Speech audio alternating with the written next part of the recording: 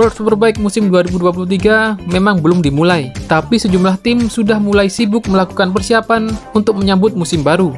Bahkan pengembangan Superbike masih tetap berjalan sepanjang libur musim dingin di markas masing-masing tim. Definisi liburan tapi masih tetap kerja. Para pembalap juga tidak memiliki banyak waktu untuk bersantai karena mereka juga akan disibukkan dengan jadwal tes dan latihan yang sangat padat.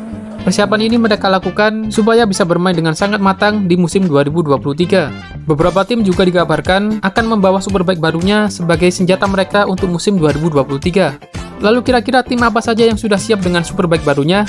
Jadi di video kali ini, kita akan membahas beberapa motor baru yang akan mewarnai jalannya balapan WSBK di musim 2023. Oke, nggak perlu terlalu banyak basa-basi, mari kita mulai, let's go!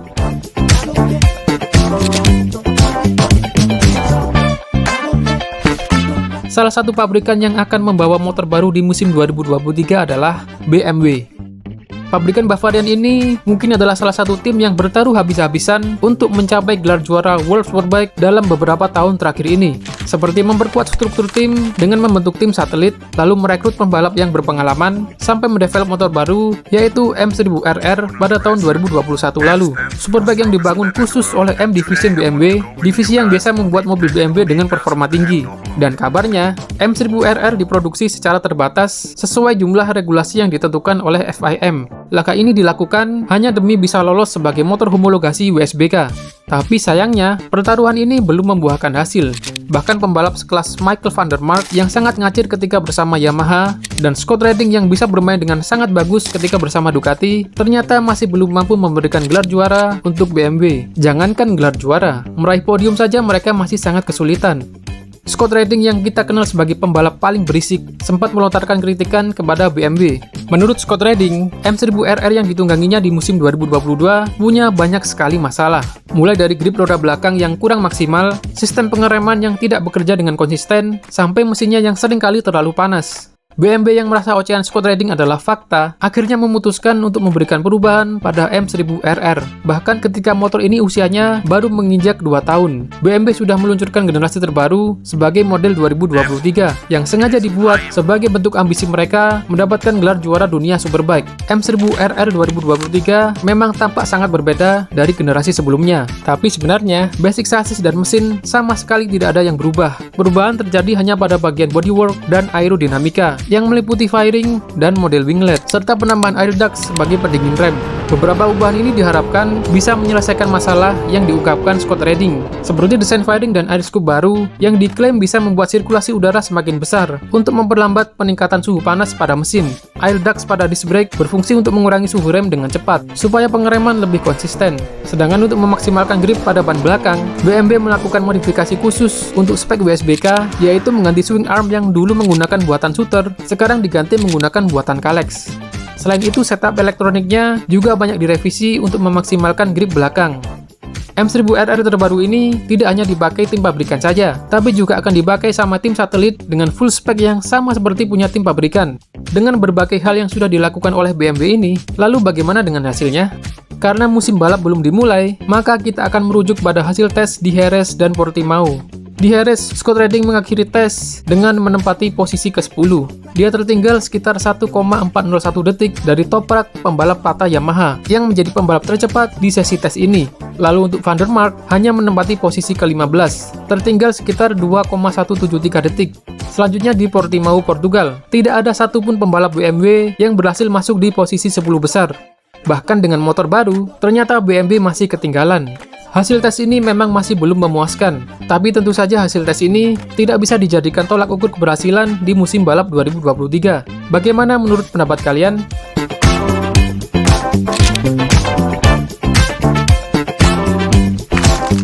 Oke, pabrikan selanjutnya yang akan membawa motor baru adalah Ducati dengan Panigale V4R model 2023.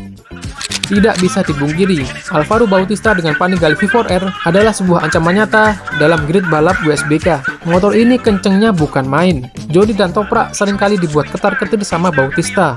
Dengan permainan yang konsisten dan raihan kemenangan yang sangat dominan, akhirnya Ducati dan Bautista bisa merebut gelar juara dunia 2022. dan meskipun berhasil menjadi juara, bukan menjadi alasan Ducati untuk bersantai. Mereka paham betul para rival akan berusaha keras untuk merebut titel juaranya.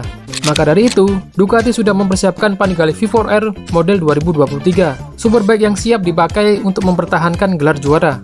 Melalui sebuah video iklan, mereka memberikan simbol angka 1 pada bagian jidat Panigale sebagai bentuk rasa percaya diri kalau mereka akan menjadi yang nomor 1. Bahkan video iklan tersebut diposting sebelum musim balap berakhir. Endingnya ya mereka memang jadi juara dan Bautista emang beneran pakai nomor 1 di musim depan. Gokil kan?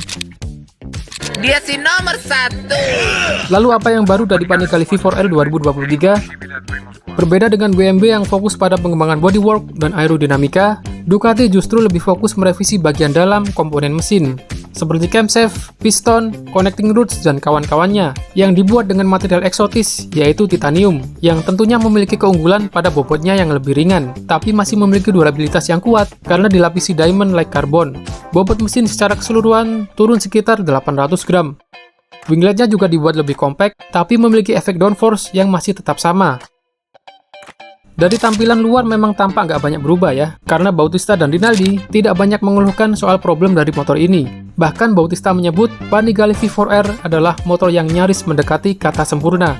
Kelemahan justru datang dari diri Alvaro Bautista sendiri yang memiliki ukuran tubuh mungil yang seringkali membuat dirinya membuang banyak waktu saat keluar dari tikungan untuk mencegah motornya wheelie karena kurangnya beban di atas motor.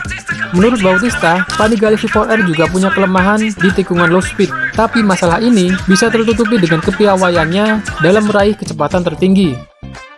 Hasil tes Harris mencatatkan Bautista menjadi yang tercepat kedua di bawah Toprak, sedangkan Rinaldi ada di posisi ketiga. Lalu untuk hasil tes Portimao, Rinaldi menjadi pembalap tercepat yang memuncaki posisi pertama, sedangkan Bautista menjadi yang tercepat ketiga. Hasil tes yang sangat spektakuler. Ini sih seperti aroma-aroma mempertahankan gelar juara ya. Bagaimana menurut kalian? Sejauh ini, hanya Ducati dan BMW yang membawa superbike model terbarunya ke kompetisi. Sedangkan pabrikan lain seperti Kawasaki, Honda, dan Yamaha masih akan tetap membawa model superbike yang sama seperti musim kemarin. Sebagai tambahan informasi, setiap pabrikan yang membawa motor barunya sebagai motor homologasi WSBK diwajibkan untuk memproduksi model baru tersebut sebanyak 500 unit per tahun untuk dijual ke publik. Jadi, nggak bisa seenaknya revisi cuma beberapa unit saja. Oke, jadi sepertinya cukup sampai di sini dulu pembahasannya. Kalau mau revisi atau mau nambahin, jangan sungkan untuk tulis pendapatmu di kolom komentar seperti biasanya ya. Nama saya Awang, stay safe and I'll see you in the next video.